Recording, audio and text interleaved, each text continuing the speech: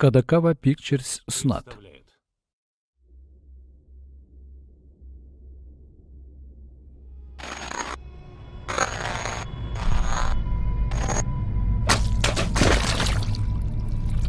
Қарғыс атқандар. Текетірес.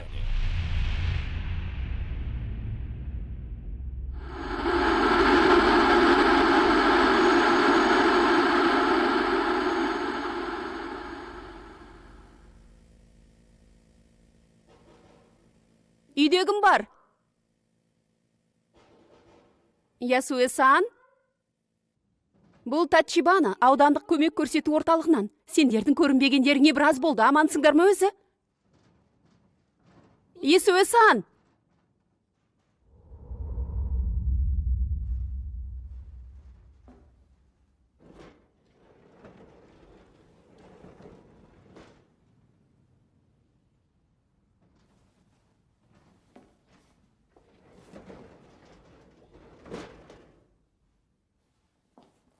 Ясуэ-сан? Мен ішке кірем.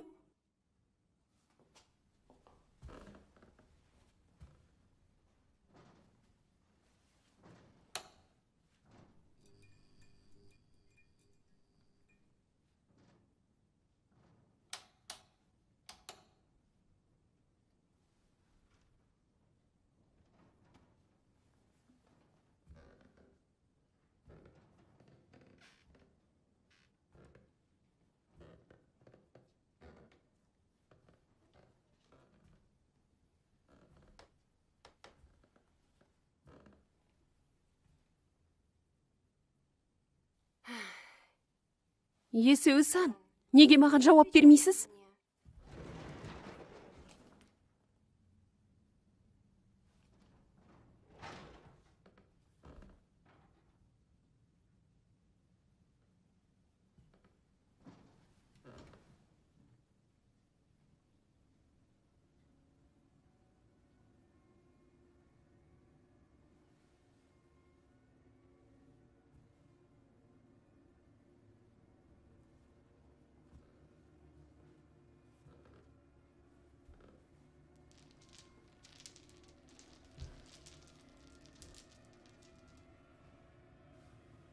Ясуэ-сан?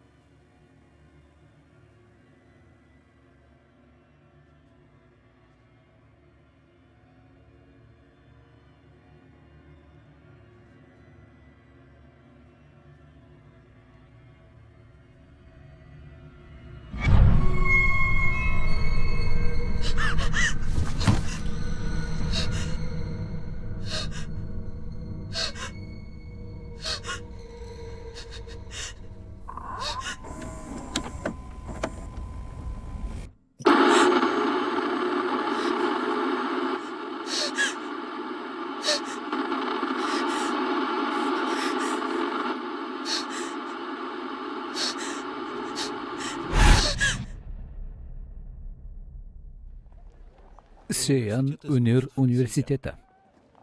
Кеңінен таралған қалаңыздары. Аузы жыртылған әйел. Әжетхана Ханакосы. Қызыл жадағай. Кереует астындағы бала. Ажал мекендейтін үй. Қарғыс атқан бейне жазба. Бұл аңыздардан хабары барлар болса, қолдарын көтерсін. Түсінікті. Енді, сол оқиғалармен бетпе-бет келген адамдарды танитындар қол көтерсін.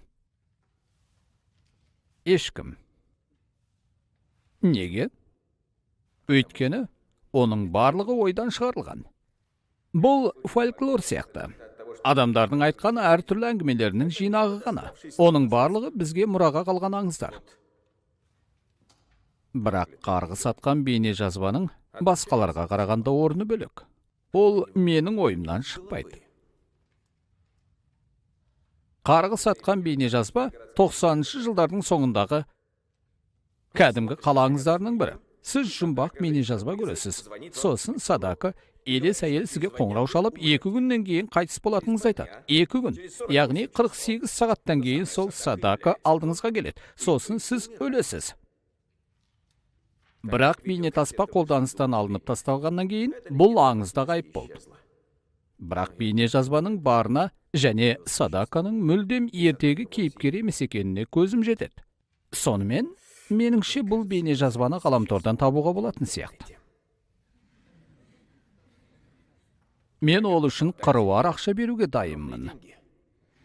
Жоқ, рас айтам, қалжыңдап тұрған жоқпын.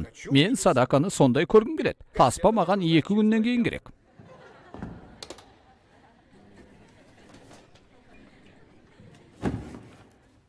Егер неге сол бейне жазбаға құштар бола қалды деп ойласаңдар, онда жауабын мына кітаптан табасыңдар. Оны жазғанда, жарыққа шығарғанда мен, Сеннете Маришеге. Өтінем сатып алыңдар. Жарайды, бүгінге осы.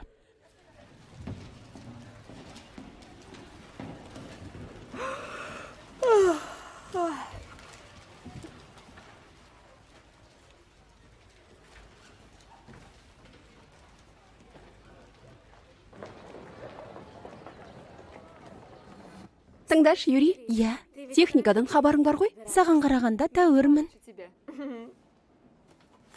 Мінеки, көмектесші маған. Не ол? Бейне жазба ма? Иә, әке-шешем бейне жазбаны баяғыда лақтырып жіберген, және қарамағандарына 100 жыл болған шығар.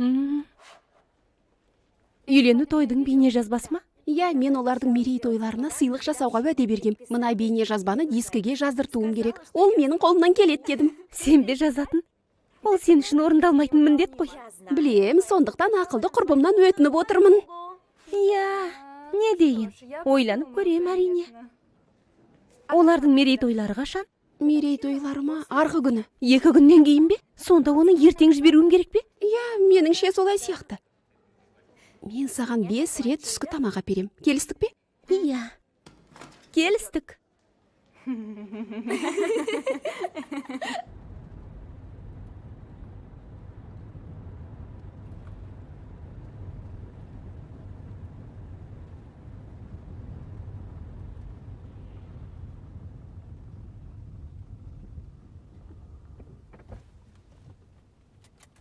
Сузука, біз келдік.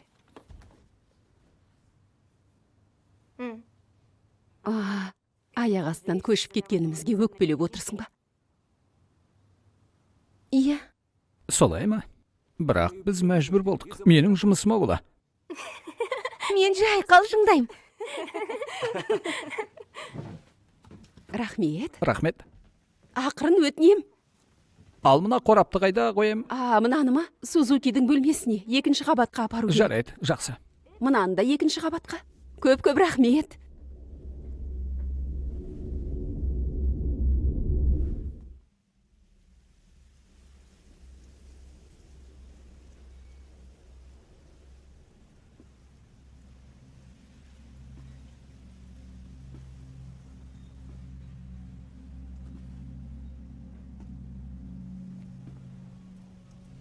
Кіруге болмайды.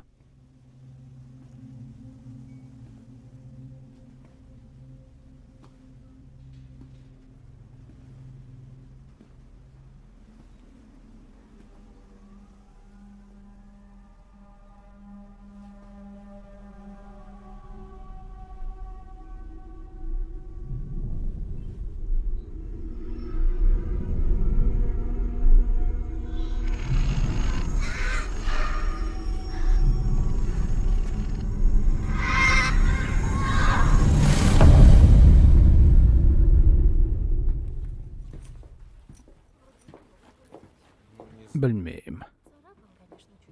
Second hand Мацуи дүкені. Тыңдаш, сен мұнда жиі келесің бе?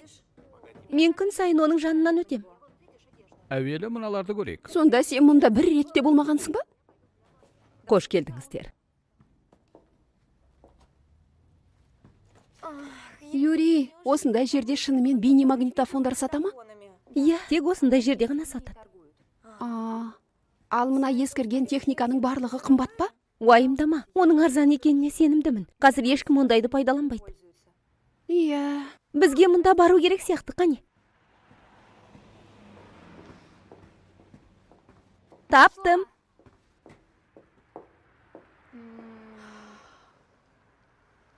О, мынау арзан екен. Аға. Бірақ ол кір ғой. Бастысы ол жұмыс жасайды. Және өте арзан. Мә, Тоқта, күте тұрш, қажет емес. Фу!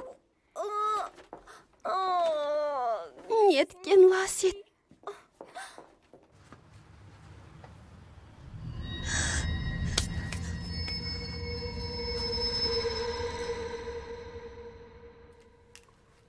Түсінбеймін осы. Неге барлығын мен арқалауым керек?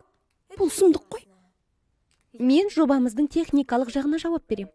Ал сен жеткізу бойынша менеджерсің. Иә, сен үнемі маған бұйырып отырасың. Болды.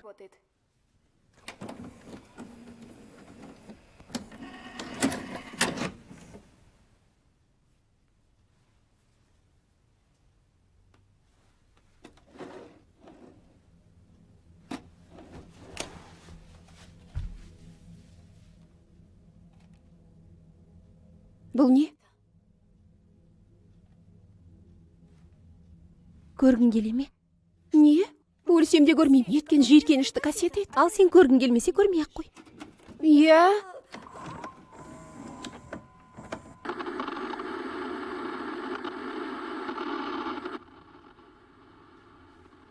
Юрий, тоқтатшы. Оны көрудің қажеті жоқ.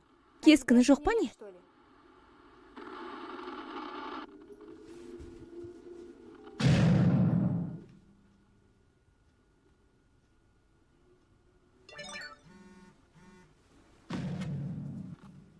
Минориден хабарлама. Жұма күні қолың бос па?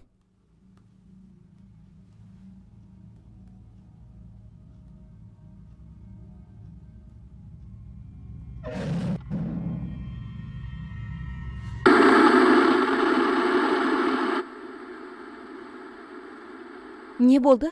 Бітіп қалды ма? Қане тағы бір рет көрейік. Қажеті жоқ. Саған не көрінді? Юрий. Бұл сол қарғыс сатқан бейне жазба. Қарғыс сатқан бейне жазба ма? Мориши бізге ол үшін қыруар ақша береді. Жоқ. Ол зәреңді ұшырып жібереді. Ту берші, мен де көрейін. Егер бұл сол бейне жазба болса, мен 2 күннен кейін өлуім керек.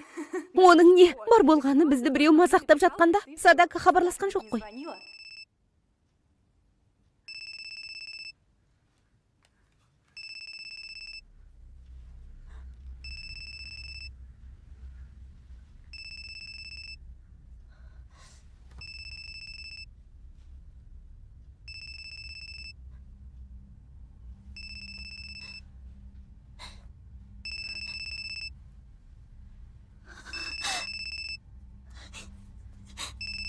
Юрий.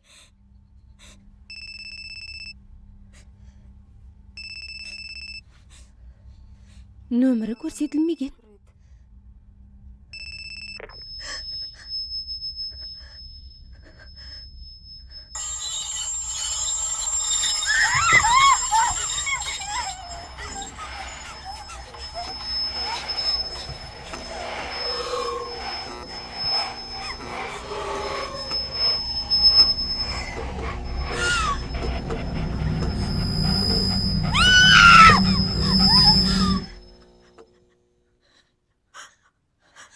Нацуми.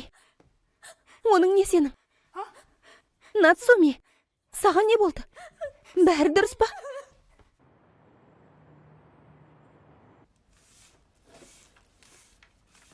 Мицуко?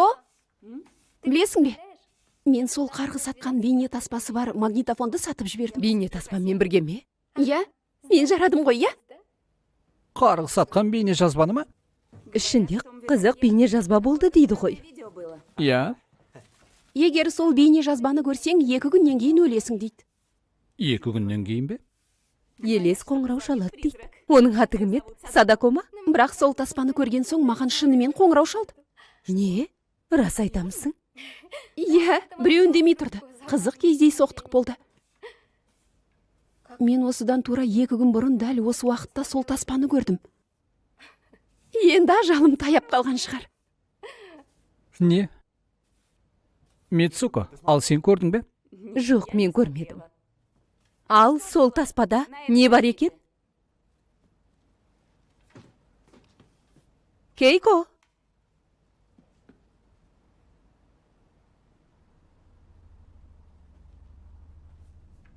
Кейко?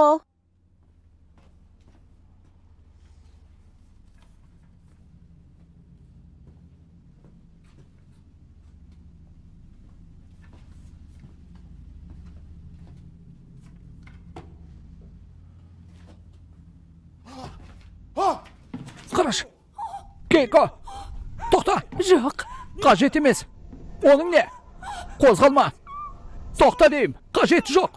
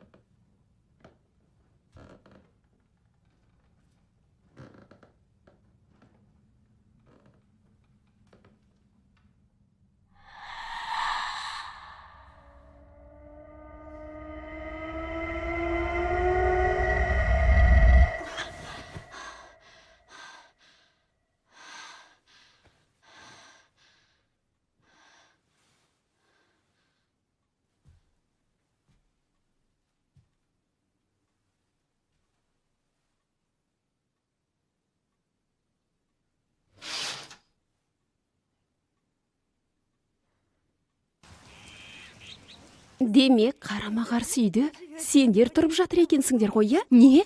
Олар сол қаңырап қалған лас үйге қарама-қарсы тұра ма екен? Иә. Негізі, Мәссаған. онда тұрған не бар екен? Айтыңдаршы.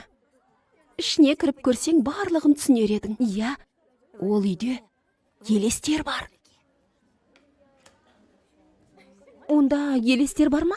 Ол үйде кісі өлімі мен өз-өзіне қол салу орын алған. Бір еркек әйелін өлгенше сабап, кішкентай баласын ваннадағы суға батырып өлтірген дейді. Ал сосын әлгі еркек өз-өзіне қол жұмсаған. Рас па? Иә, солай шығар. Ол туралы бәрі білет. Ол қашан болған? Осыдан 10 жыл бұрын шығар. Шамамен солай. Бірақ білесің бе, ең қызығы, сол үйде тұрғандардың барлығы шеттерінен қайтыс болған. Я өз-өзіне қол жұмсаған немесе айтып келмеген ажал. Не кісі өлімі, не жол апаты.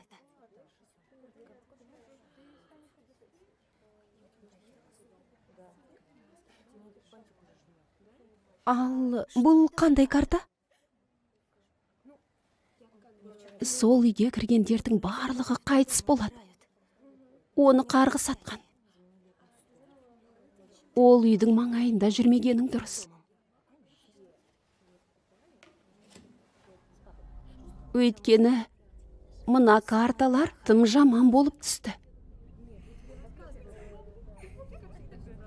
Дүкен уақытша жабық.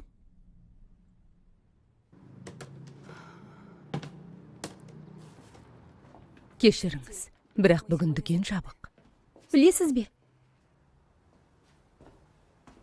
Кеше біз мына бейнемагнитофонды сатып алдық.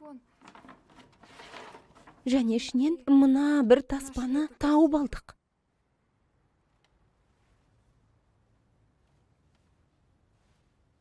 Оны көрдіңіздер ме? Иә, Жалғыз қалған әже өз-өзіне қол салып қайтыс болды. Туысқандары өтінген соң, оған тиесілі барлық мүлікті сатып алғанбыз. Сосын денені тапқан әлеуметтік қызметкердің де 2 күнден кейін қайтыс болғанын естідім. Ол рас па?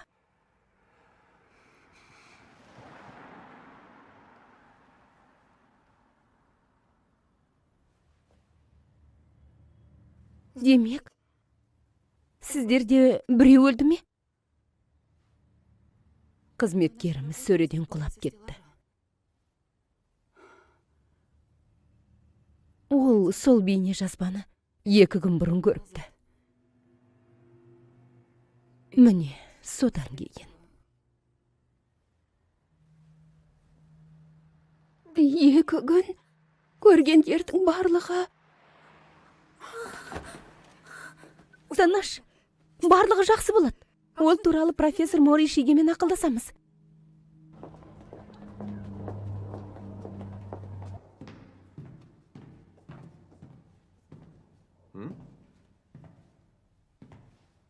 Түсінікті. Менің кітабымды сатып алғыларың келді ме? Профессор, әлгі қарғыс атқан бейне жазбадан қалай қорғануға болады? Айтыңызшы. Не? Мен оны көрген сияқтымын.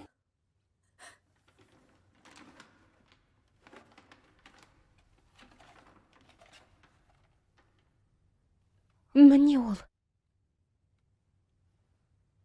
Бұл расында да сол. Қарғыс атқан бейне жазба сияқты.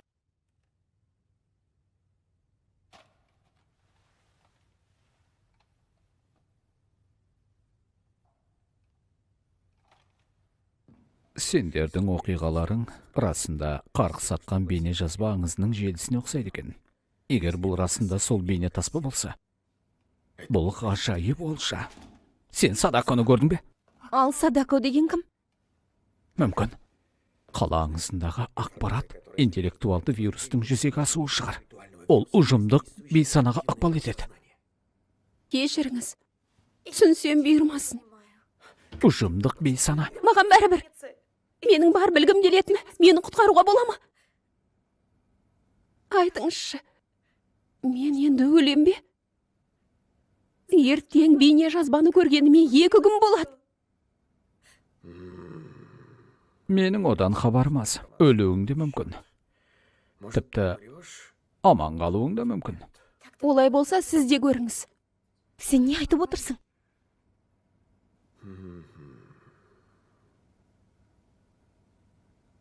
Жарайды. Не? Біз содан кейін не болатынын білмейміз ғой. Егер мына бейне жазбаның түп нұсқасы болса да, 2 күн аз уақыт емес. Әзірше кабинетімнен шыға тұрыңдаршы, өтінем.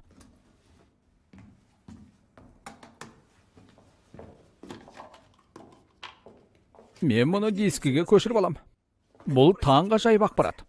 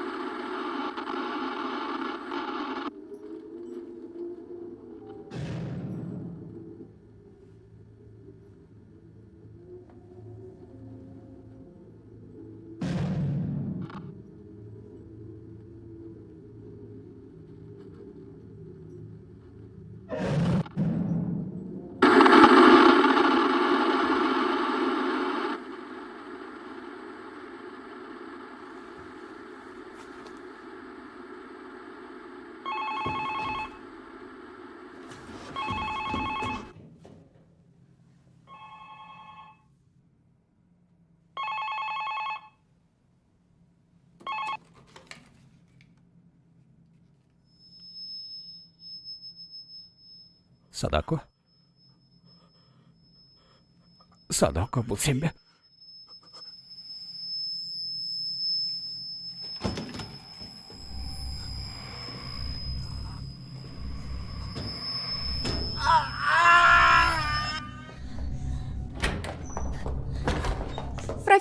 Профессор!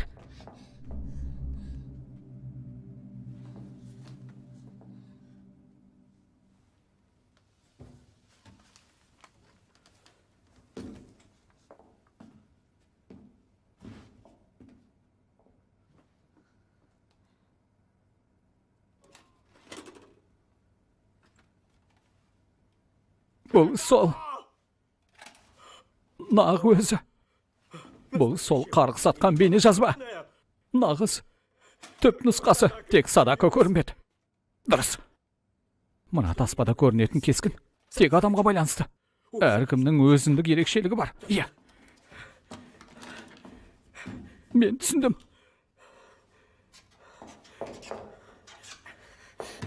Біз енді екеуміз де өлеміз бе? Не? Ал одан құтылудың бір амалы бар ма? Сіз кітап жаздыңыз ғой, демек білуге тиіссіз. Қалай аман қалуға болады? Бейне жазбаны басқаларға көрсетіңіз. Нацуми, сізге бейне жазбаны көрсетті. Жоқ. Оны сенен алған жоқпын ба? Демек оны маған Нацуми берген жоқ. Дұрыс. Басқа амалы бар. Бірақ кітабымнан оны таппайсың. Ол жүзеге асып қалуы мүмкін. Өлуге санаулы уақыт қалғанда ішкі бағдарламаның жазбасын көшіріп жазу керек. Көруге санаулы уақыт қалғанда ма? Сол сәтті күтуге тура келе ме? Мен оған төзе алмайым. Оны қаламайым. Мен қайдағы бір қарғыс өлтіргенше өз-өзіме қол салғаным жақсы. Нацуми. Доғар. Жылама. Мен экзорцизм сеансын өткізе алатын медиумды іздеп көрейін. Жарай ма? Айтпақшы. Сен бұл бейне жазбаны көрмеуің керек. Өйткені егер біз өлсек, тірі куәгер қажет болады. Ешқандай әрекет жасамаңдар, күтіңдер, мен сендерге хабарласам. Түсінікті ме?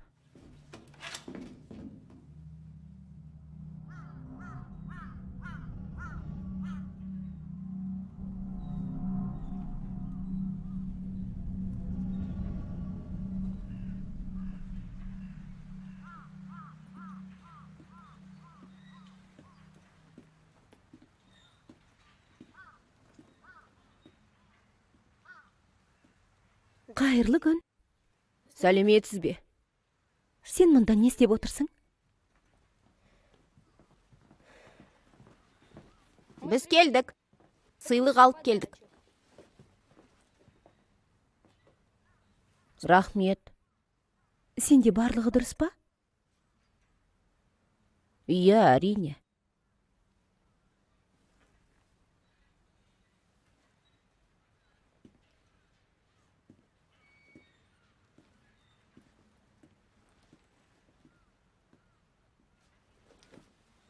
Сонымен, мынаның қандай үй екенін білесің бе?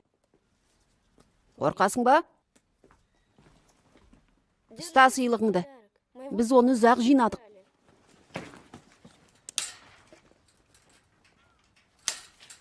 Мінеки, ал.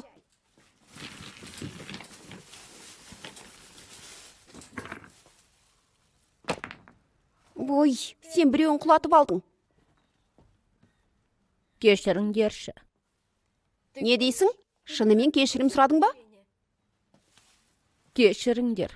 Бар, сосын біз сені кешіреміз.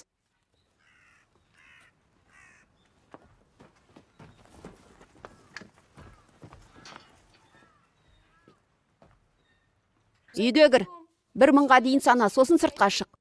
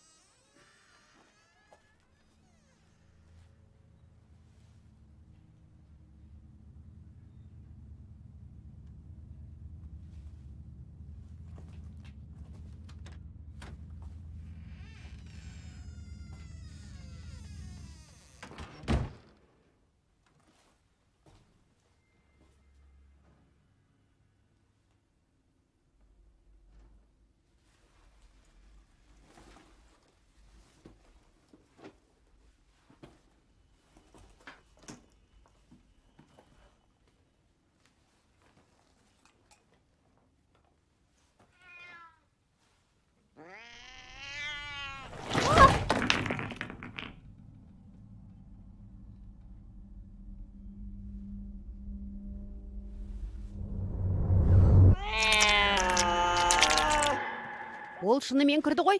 Суасы неме? Ақмақ, біздің кінәміз жоқ. Иә.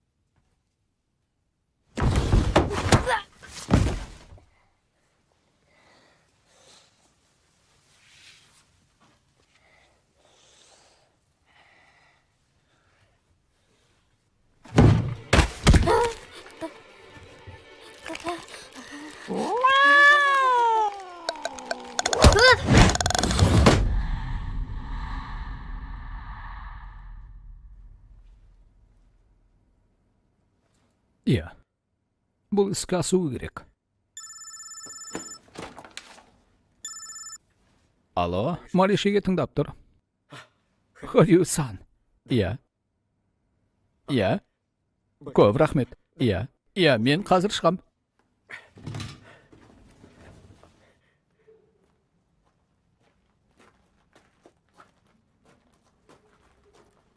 Міне осы жер. Мен осында бұрын болғанмын. Одан сұхбат алғанмын. Оның зұлым рухты қуғанын көргенмін. Естен тандырарлық көрініс. Ол өз ісінің маманы.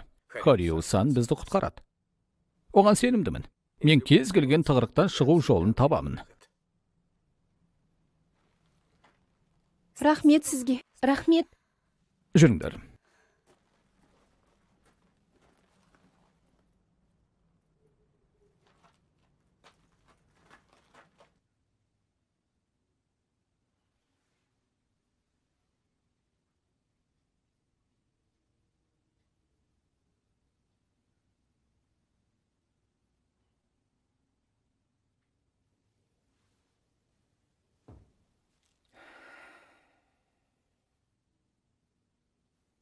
Хорю-сан, не дейсіз? Сіз бір нәрсе көрдіңіз бе? Моришеге. Бұл менің бұрын бетпе-бет келгендеріме қарағанда, әлдеқайда сұмдығырақ. Бұл Садако ма? Сіз Садаконы көрдіңіз бе? Ол жақты қара түнек жаулаған. Және ол мәңгілік созылады. кешіріңіз. Ал мен ше? Шынымен ертең өлем бе? Ал мен арғы күні ме?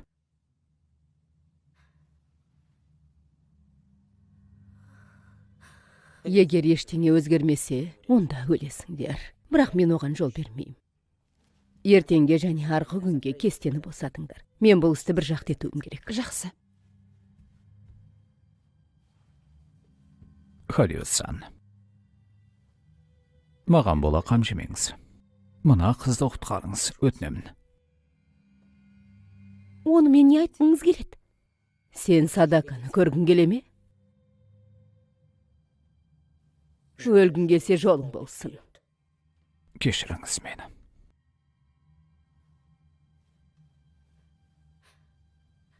Жалынам сізге. Мені құтқарыңызшы. 高間の原にかむずまりますかむろぎかむろみのみこともちてもろもろのまがごと積みけがれを払いたまえ清めたまえと申すことのよしをかしこみかしこみ申す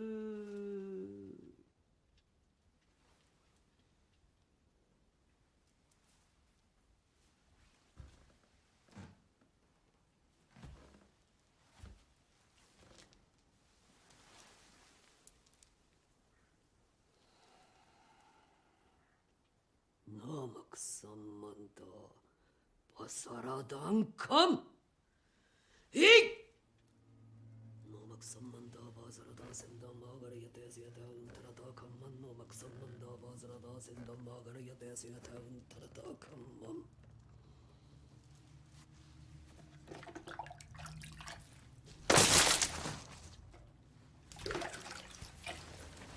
Üş!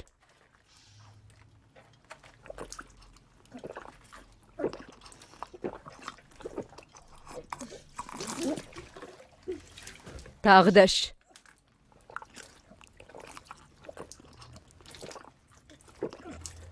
Барлығын іш.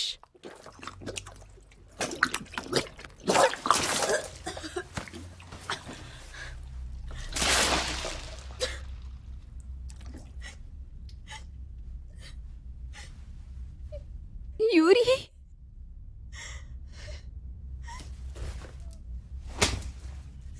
Оны ұрмаңыз.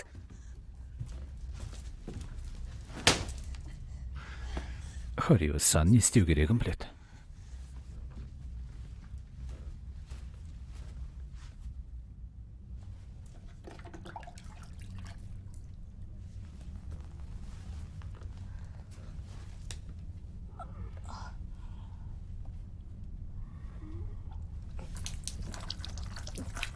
Мына қыздың ішінде кім болса да, тап қазір көзіме көрін.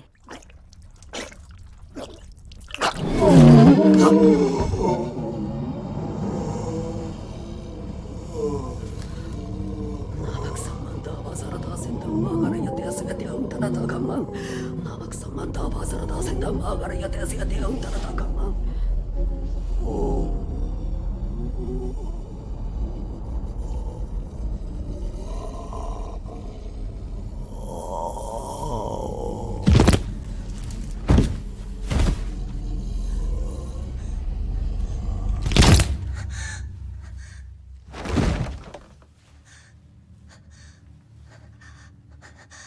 Сен өзіңе бөгет болғандардың барлығын өлтіресің бе?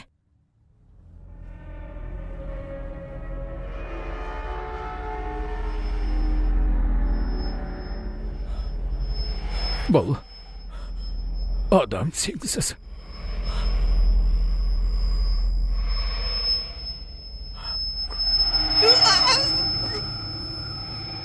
Моришиге, мен жеңілдім. Мен Кейзоны шақырып қойдым. Ол жақын маңда жүрген болу керек. Кейзо, сіз Кейзо Такиваны айтамысыз?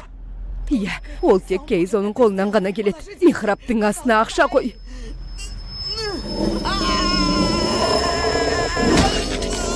Скариусан! Тоқтатыңыз мұны, тоқтатыңыз! Сіз садақаны көріп тұрсыз ба? Көріп тұрсыз ба? Өтінем айтыңызшы. Жіберіңіз мені. Қазір емес, қазір емес. Көрсетіңіз маған. Садако!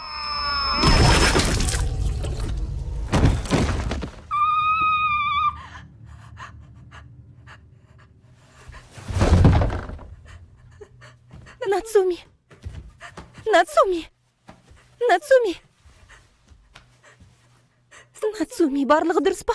Нацуми! Нацуми!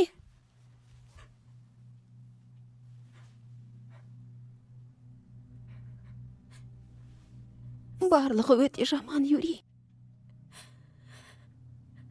Сұмдық. Мен өлем.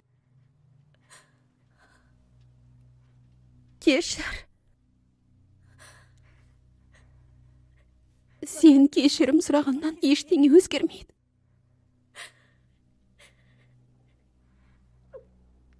Осының барлығына сен кінәлісің.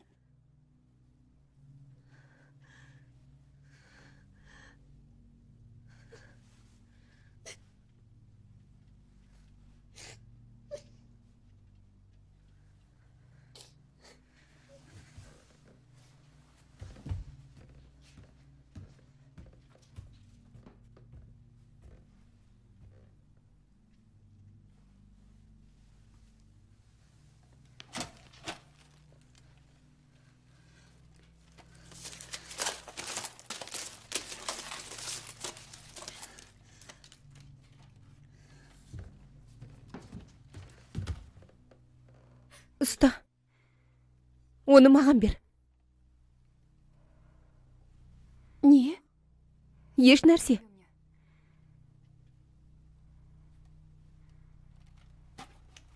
Оны маған бер.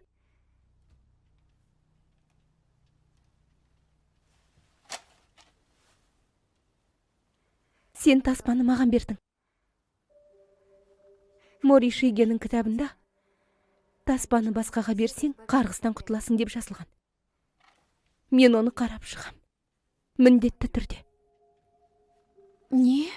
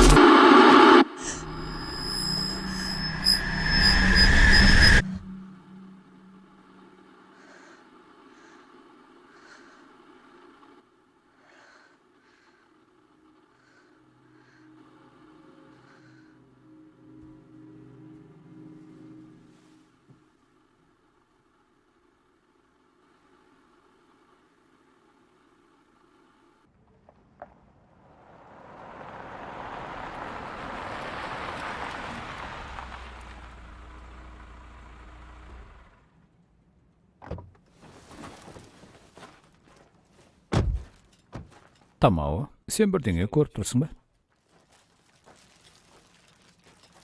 Жоқ. Ондай ештеңе жоқ. Ештеңе етпейді.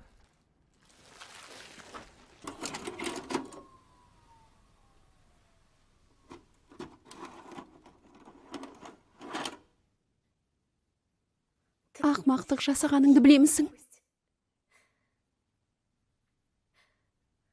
Үнемі солай істеймін.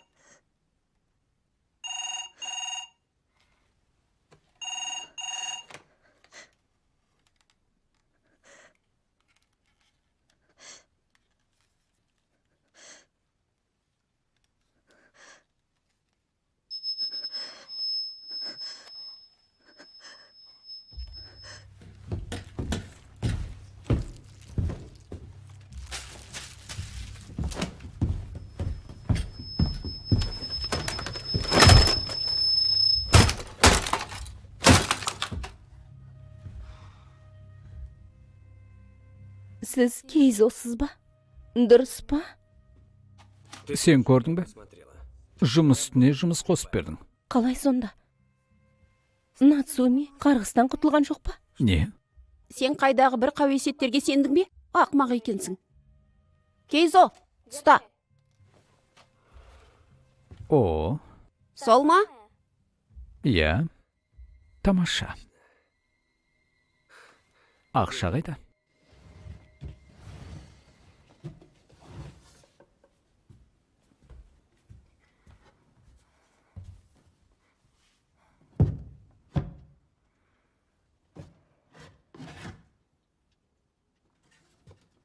О, көп қой, қайдан алдыңдар? Оны бізге Хариусанның өзі берді. Мына адам бекерге қайтыс болды. Әй, Ол Хариусанды құтқарғысы келді. Мына балақай кім? менің көмекшім. Мен сенің келешегіңді көріп тұрғаным жоқ.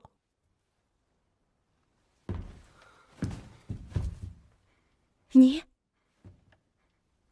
Сіздер көмектесесіздер ме? Жоқ, Саған енді ештеңе көмектеспейді.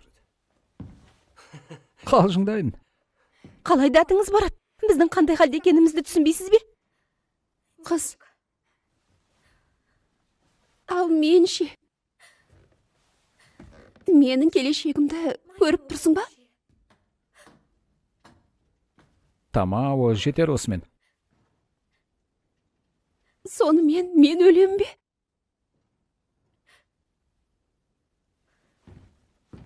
Мына қарғыстан құтылу қиын болады. Есіңде болсын. Егер сен қорықсаң, одан бетер қиналасың.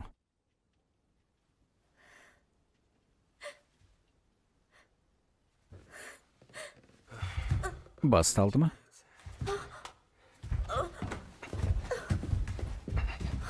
Нацуми!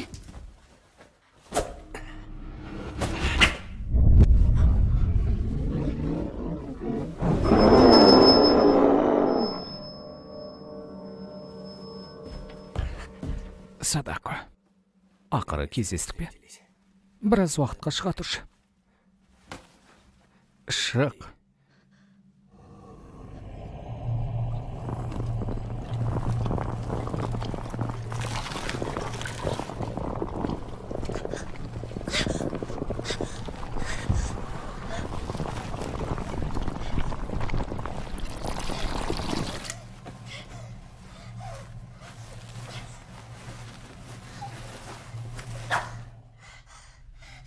Мұнысы несі тағы? Саған да көмек керек пе?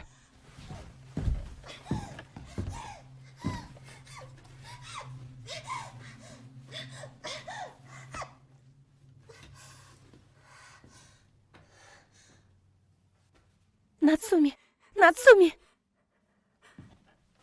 Нацуми, қалың қалай? Нацуми! Тамао, менің қай амалды қарастырып жатқанымды білесің бе? Не ойлағандарыңыз бар?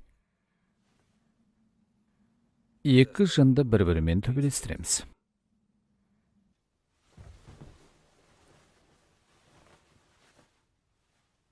Аяқ киімдеріңізді шешпей кіресіздер деп ойлап, содан қорқып едім.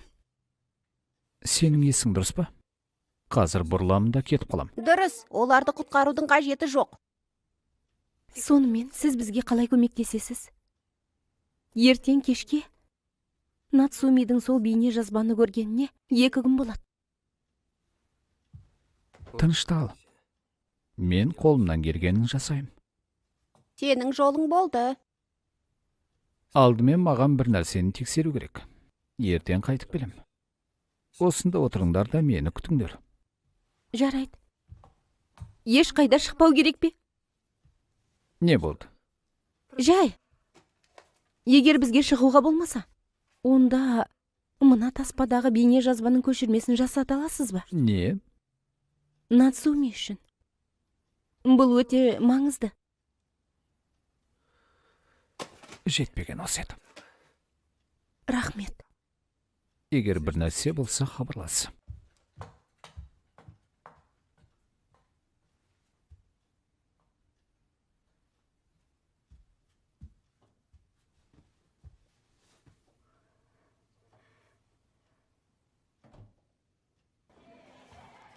Білесің бе, меніңше оларды адам саудасымен айналысатын бандиттер ұрлап әкеткен сияқты. Рас па? Енді 4-еуі бір мезетте қалай жоғалып кетеді? Қыздар болса мейлі. Барлығы кішкентай балалар ғой. Олар ата-анасынан қашып кеткен сияқты көрінеді. Сузука, қалай ойлайсың? Не? Сенің хабарың жоқ па? Кеше кешкісін жақын маңнан бастауыш сыныптың 4 баласы жоғалып кетті. Не? 4 бала? Иә, расында бір түрлі ғой, иә.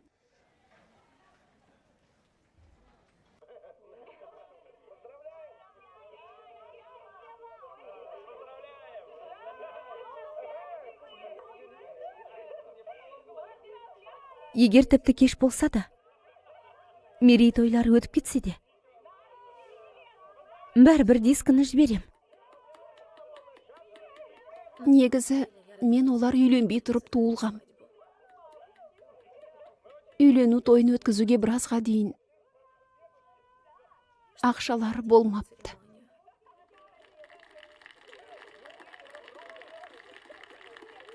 Қараңдарш, ол сондай сабырлы. Ғажап бала. Сен өте сүйкімдісің.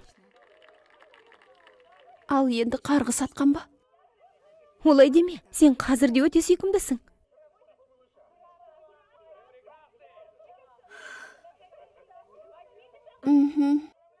Болды, жетер. Өшірші.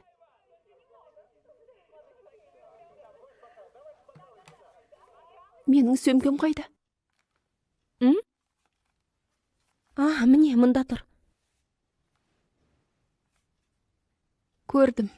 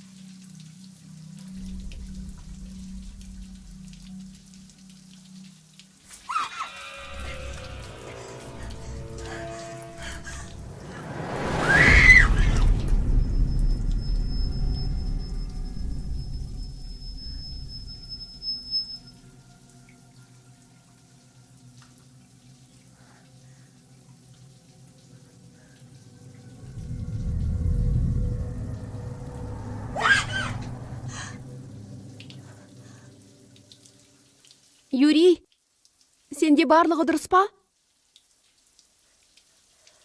Иә. Жай, көзіме елестеп кетті. Рас па? Онда жақсы.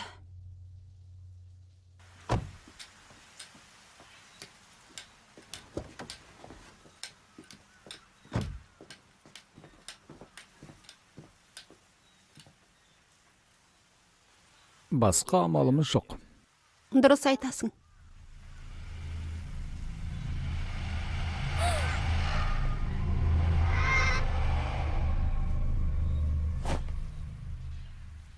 Рахмет. Жүр көрейік. Мен бұл жерден босқа күдіктенбегенмін.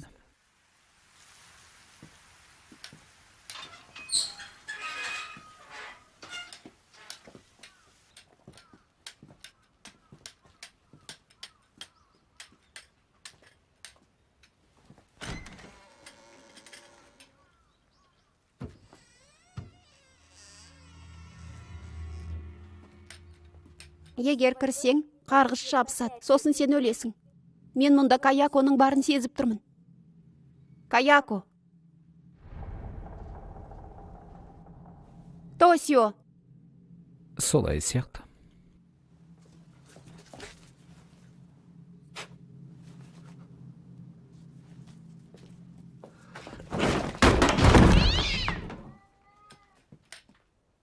Қашып кетті. Каяко олай жасамаушы еді. Дұрыс. Пайдалы нәрсе көріп тұрмын.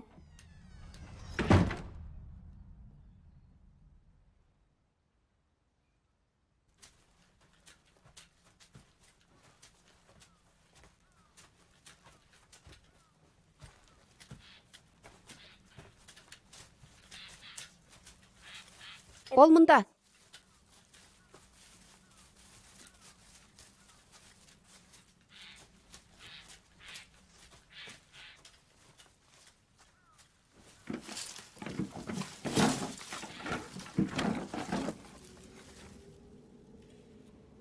Бұл өте терең.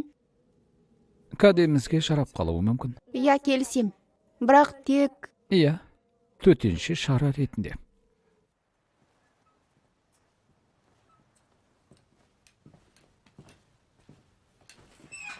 Бізге тесіліп қарауыңды доғар. Сіздер мұнда не істеп жүрсіздер? Бұл үй оны өзіне тартады. Бұл үйге жылама. Ішіне кірсең, өлесің.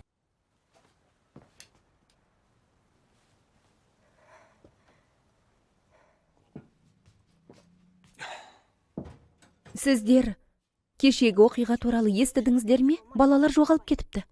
Иә, әрине білеміз. Олар осы қаладан сияқты, солай ма? Иә. Кеше кешке сол қаңырап қалған үйдің алдында балалар тұрған. Олар да төртеу болатын. Мүмкін бір байланысы бар шығар. Олар жай үйлерінен қашып кеткен ғой. Оларды жақын арада табады. Мүмкін. Барлығы дәмді болды.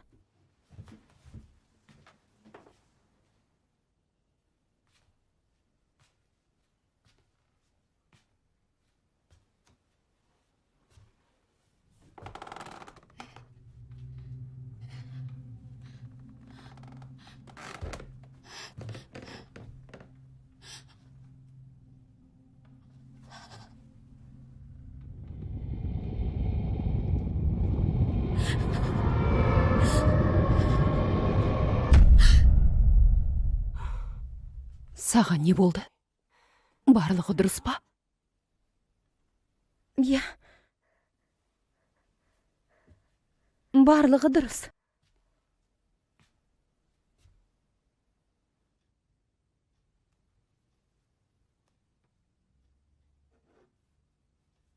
Кейзо 1 сағаттан кейін кіріп шығам деген.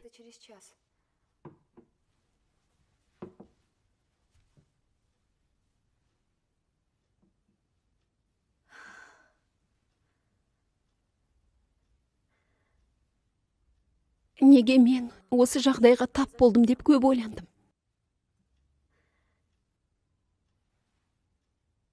Сен ол туралы ойланбадың ба?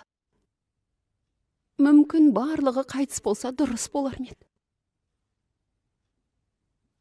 Мен де қатты қорқам.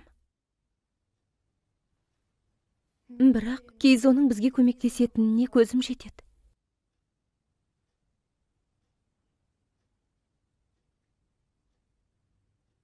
Мен бәрін дұрыстауға бел будым. Не? Дұрыстауға?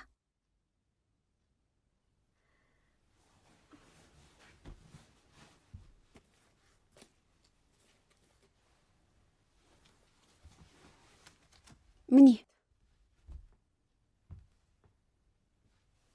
Бұл Моришегенің жасаған көшірмесі.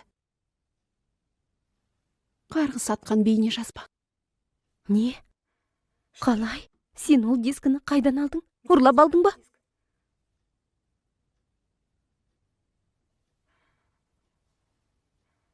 Ұрлап алдың ба деймін. Иә. Сен жаңа суға түсіп жатқанда?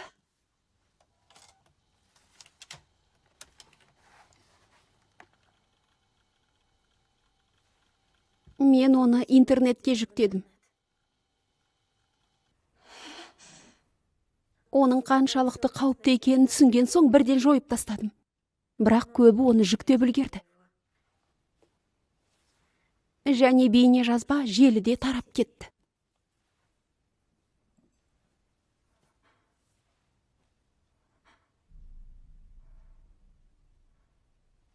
Енді қарғыс барлығын өлтіреді.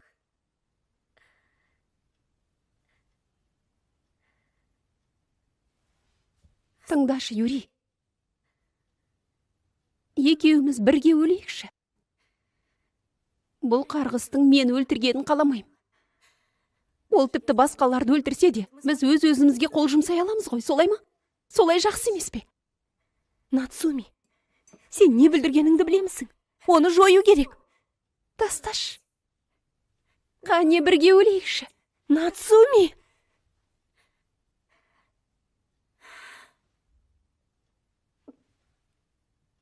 Қаламайсың ба? Нацуми!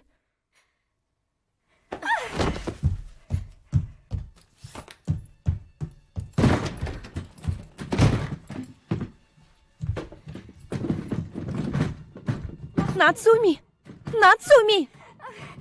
Нацуми, аш! Нацуми!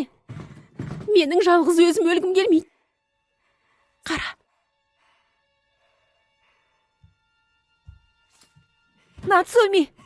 Нацуми, есікті аш! Нацуми! Нацуми! Нацуми! Жоқ, олай етпеш! Нацуми! Нацуми, есікті аш! Нацуми! Нацуми, олай етпе! Нацуми, қажеті жоқ! Нацуми! Нацуми!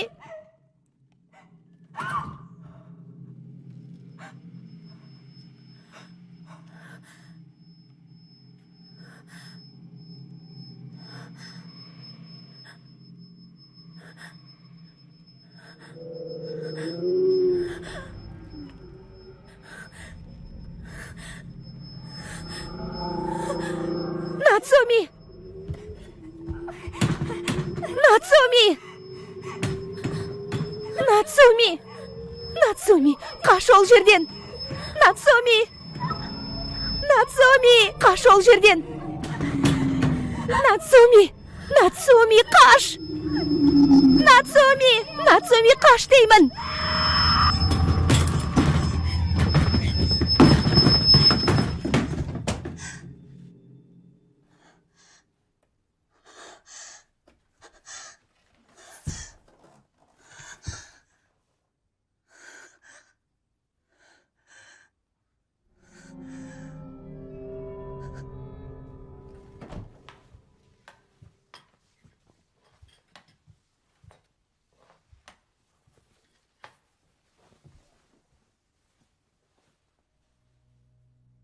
Бұл өз-өзіне қол жұмсау емес. Сен Харио-сан мен басқалардың өлімін көрдің. Садакаға бөгет болғандардың барлығы өлтірілді. Өз-өздеріне қол жұмсаулары да мүмкін. Еш айырмашылығы жоқ. Ғаламторға ештеңе істей алмайсың. Барлығына мен кінәлімін. Нацуми де менің кесірімнен өлді. Жылағаннан пайда жоқ. Садаконың қарғысы тарап кетті. Оны құртудың ешқандай жолы жоқ па? Садаконың қарғыстарының барлығы бір-бірімен жіпсіз байланыстырылған. Мен түсіндім. Сенің қарғысың Садаконың қарғысын жойып жібере алады. Оны вакцина сияқты тарату мүмкін болса, бұл оның барлық қарғысын бір жола құртып жіберуші еді.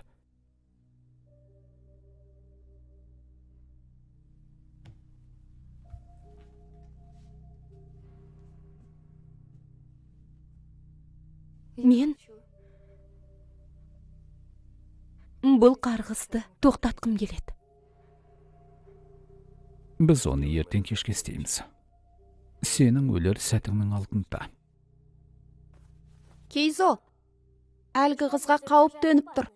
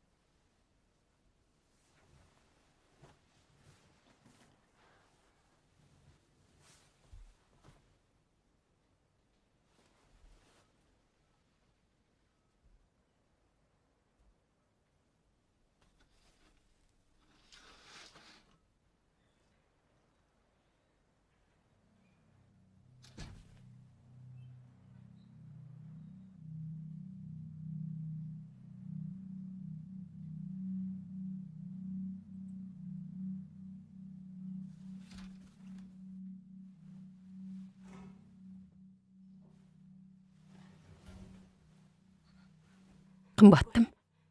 Сузука.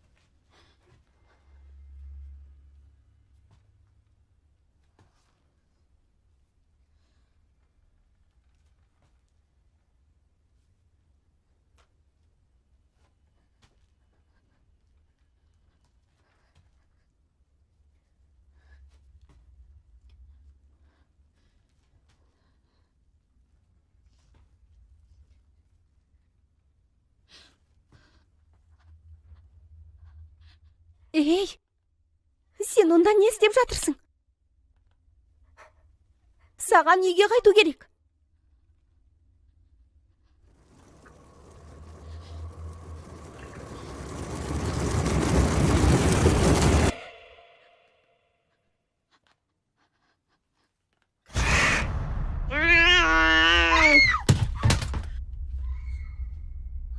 жүр. Сузука.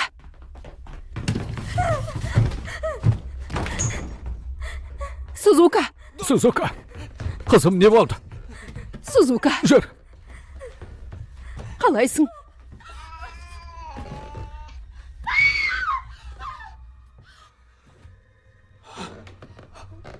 Әке, бармаш.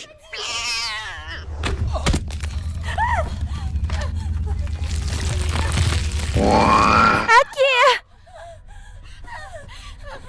Қаштық мына жерден.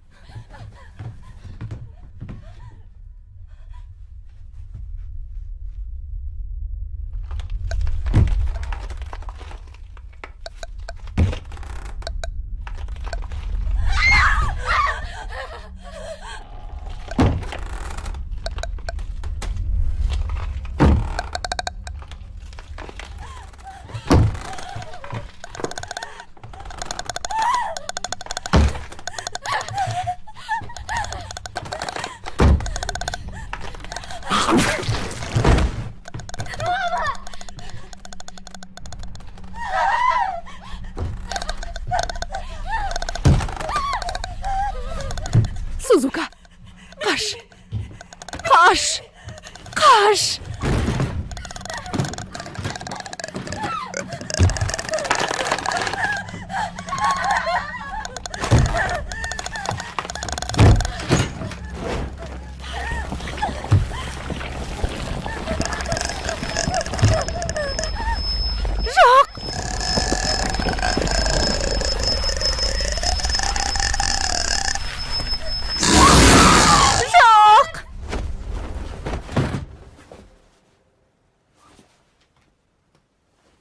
Біз оны пайдалана аламыз. Олай айтудың қажеті жоқ. Бірақ, егер ол бізбен бірге болуға келіссе ғана өмірін құтқаруға болады. Юрий, ертең бізбен бірге жұмыс істейсің.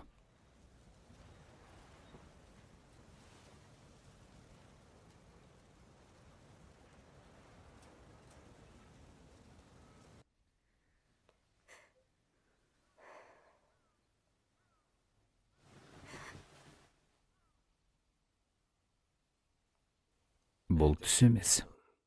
Сенің әке-шешең қайтып келмейді. Егер әрекет жасамасақ, ол құбыжық сенің де түбіңе жетеді. Өзің де көрдің ғой, Каяконы. Ол жексұрын сол үйде тұрады. Бүгін түнде Каяконы басқа елеске айдап саламыз. Солайша олардың көздерін құртамыз. Тыңда. Мен басқа қарғыстың құрбанымын. Менің қарғысым сенікімен шайқасады. Тек сонда ғана тірі қаламыз. Түсінемісің? Келіс. Егер ештеңе істемесек, онда қарғыстар бізді өлтіріп тынады. Егер сен аман қалсаң, мен бақытты болар едім. Менің есімім Юрий. Танысқаныма қуаныштымын, ал мен Сузукамын.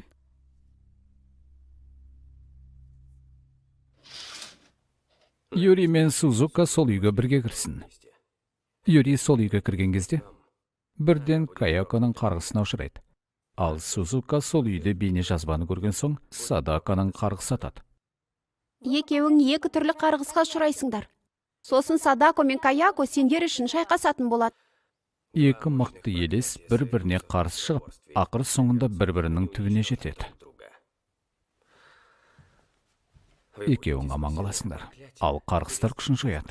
Солай бәрін ретке келтіре аламыз.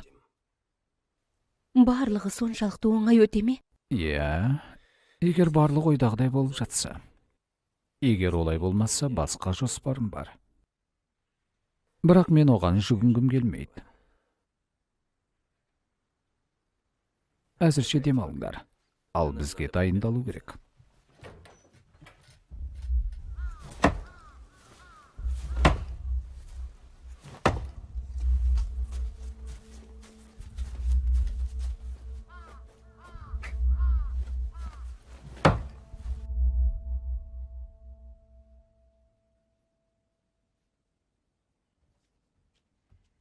Сұрамағаным үшін айып етпес Узука, бірақ мен бізге шай дайындадым. Иә, жақсы. Көп рахмет.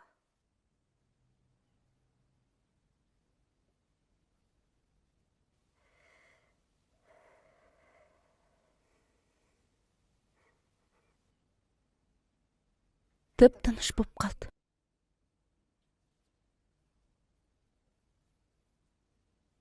Иә.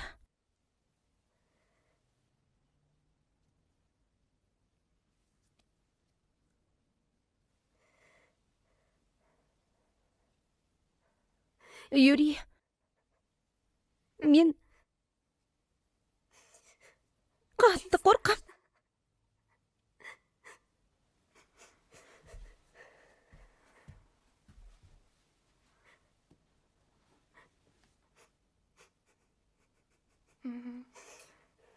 Мен де қорқам.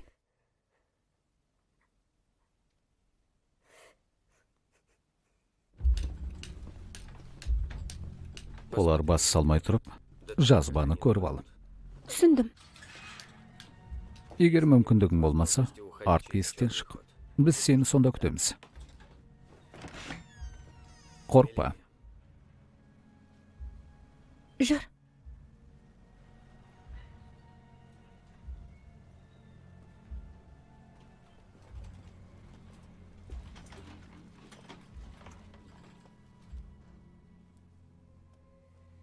Көріскенше. Иә.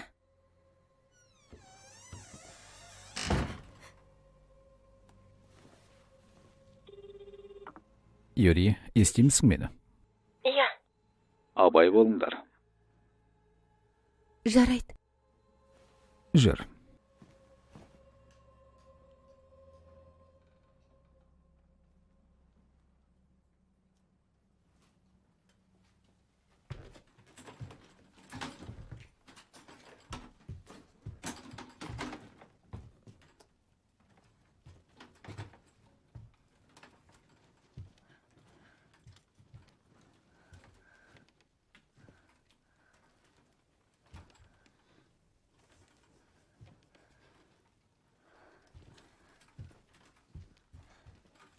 Осында қояйық.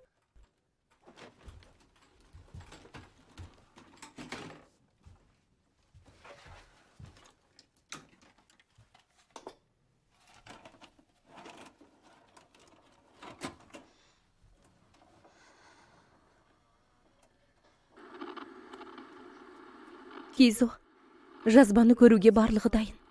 Сузука, қандай жағдай болмасын көз алмай қара. Жарайды.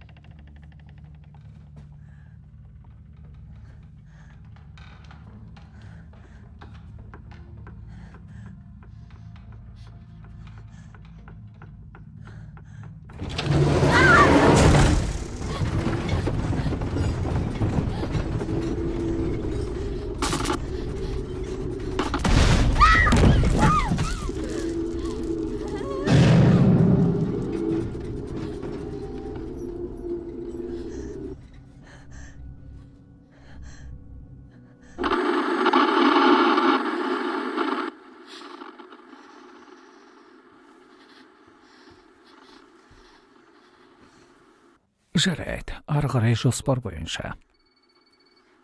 Иә.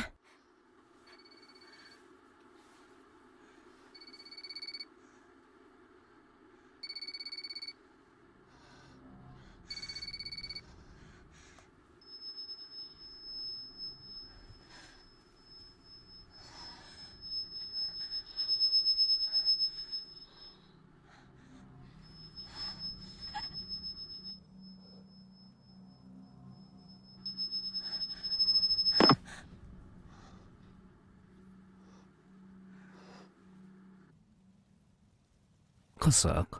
Жауап жоқ. Жоқ. Олар келет.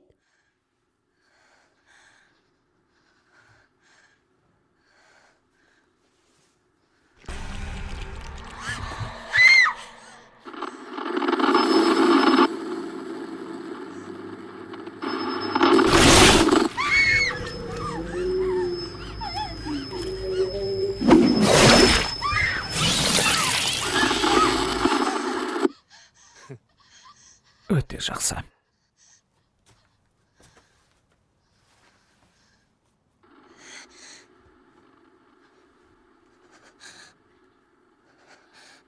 Мына дыбыс.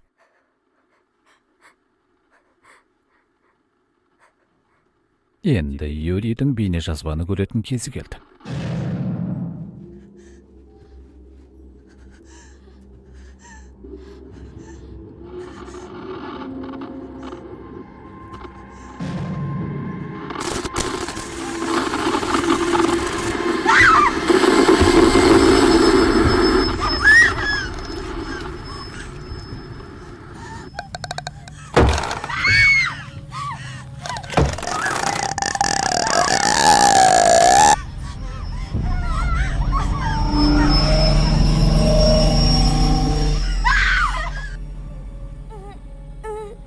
Тамауа, санаңды өшіре тұр.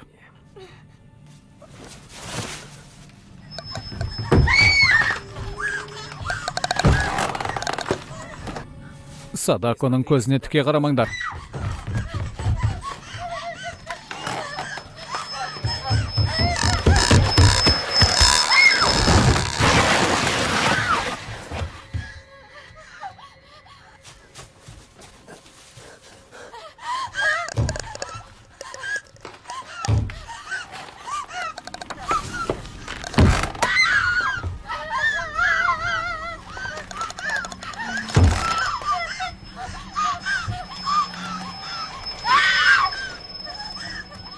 Екеуі де қалды. Ештеңе шықпады. Кетіңдер.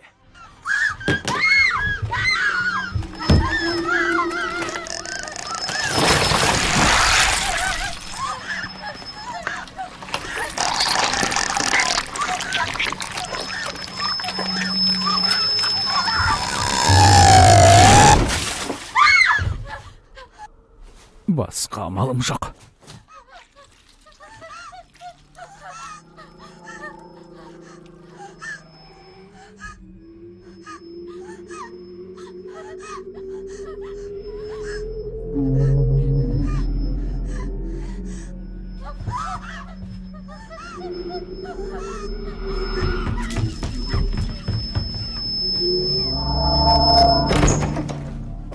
Садако.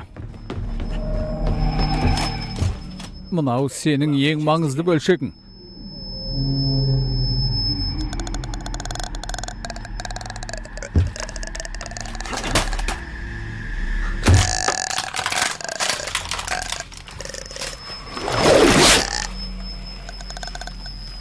Артқы есіктен құдыққа қарай.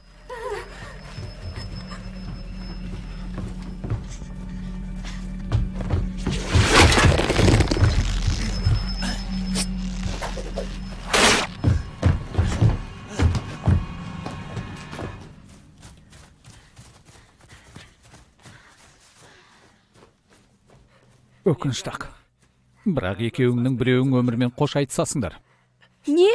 Біз Садако мен Каякоға екеуіңнің біреуіңнің денелеріңді емденуге береміз. Сол қыз құдыққа секіріп, қайтыс болады. Ал олар соның ішінде қалады. Кейзо, жарақаттанып қалған жоқсыз ба? Бұл жоспар іске аспайды. Олар келе жатыр. Жарайды. Сен екеуің құдықтан ары тұрыңдар. Жақсы. Юрий, сен жарадың. Егер мен өлімге бел бусам, Садако пайда болады. Ал онымен бірге Каяко да еріп келеді. Сенімсің бе? Юрий-сан,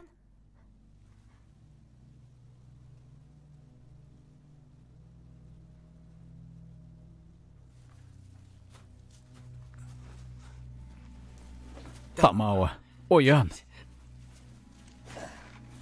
Кейзо,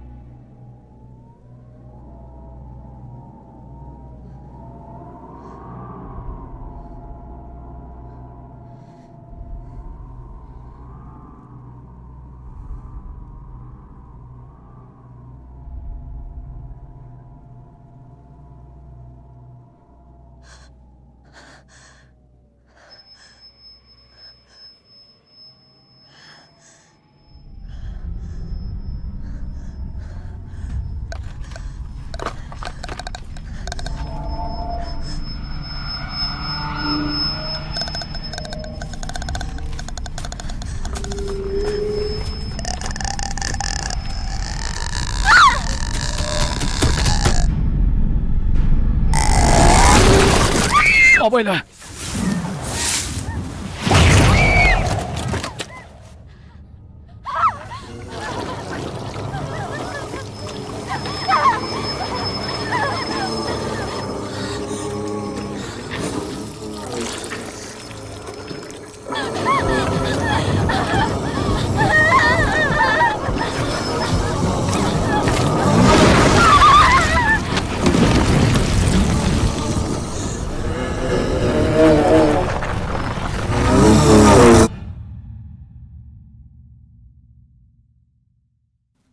құдықтың қақпағын жап. Жылдам! Қазір!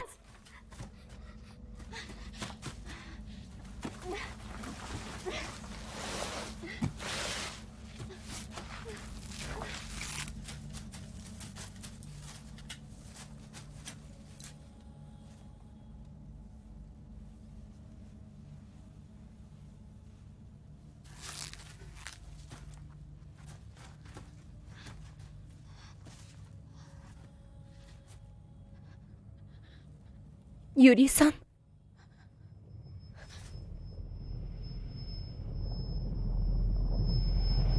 Бірігіп жатыр.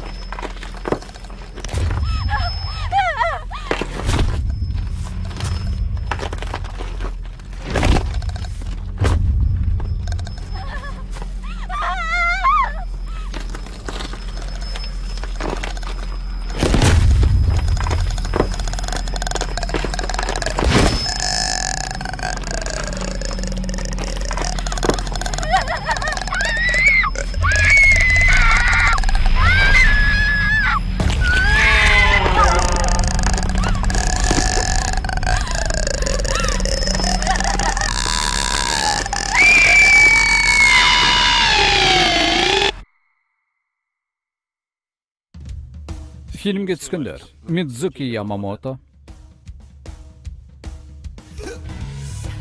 Тина Тамасиро, Аими Сацукава, Maybe you like the sky, maybe you like the stars, maybe you like the wind, maybe you like the moonlight, maybe you like power, maybe you like cash, maybe you like to play, maybe you think you're bright, maybe you think you're safe, maybe you're dreaming of heaven, maybe you think it'll last forever whatsoever. Suddenly out of the blue, somebody you never knew is gonna erase you and Мисато Танака, from the other side of the door. Масахиро Камото, Масанобо Андо және басқалары. Time is stalking you, hellbound. Demons are laughing at you. We have such sights to show you, my dear. It's a final benediction, a fatal Olympic game. Death has chosen you. Death. Композитора Кодзи Эндо. Оператора Хидетоси Синомия.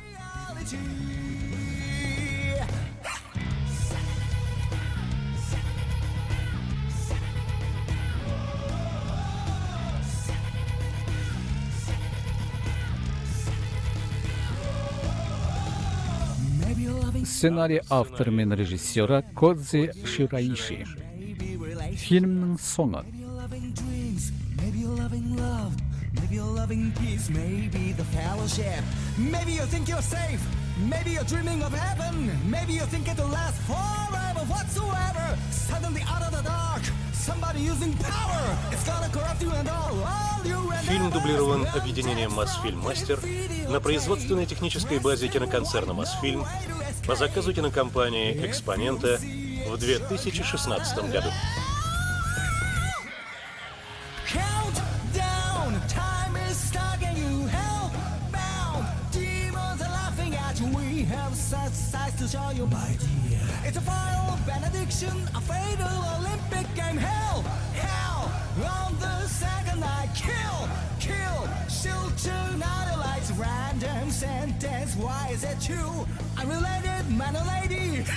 You made your choice. Death has chosen you. Death is all around you. Inescapable fate. What will be, will be.